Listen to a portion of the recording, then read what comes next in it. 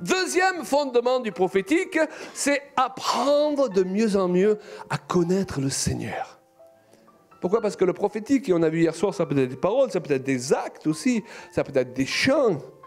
Le prophétique consiste à communiquer la pensée de quelqu'un qu'on est suffisamment supposé connaître pour communiquer justement cette pensée. Est-ce que vous me suivez? Plus je connais, plus je reconnais. Lorsque ma femme me téléphone, je ne suis pas là en train de dire « Oui, madame, qu'est-ce que vous voulez? Donnez-moi votre numéro de sécurité sociale, comme mon frère disait, pour que je sois sûr que c'est vraiment toi.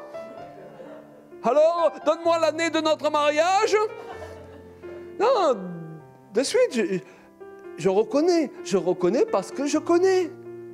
Donc, plus j'apprends à connaître Dieu, plus rapidement je vais reconnaître lorsqu'il me parle. Est-ce que vous comprenez? Donc, au lieu d'être obsédé par devenir prophétique, soyons obsédés dans le bon sens du terme, à mieux connaître Dieu.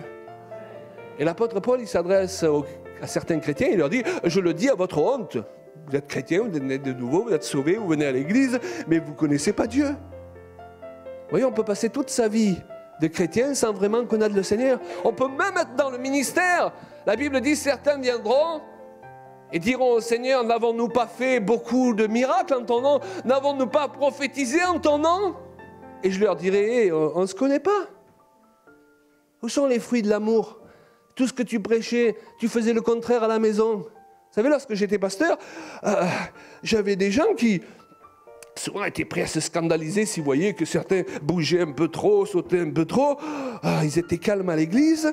Et eux, quand ils arrivaient à la maison, ils criaient comme des malades après leurs femmes et leurs enfants. Donc je leur disais, venez crier à l'église et soyez calmes à la maison.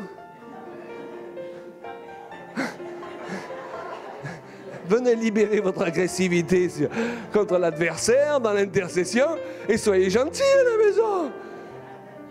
Amen. Dieu veut qu'on soit les mêmes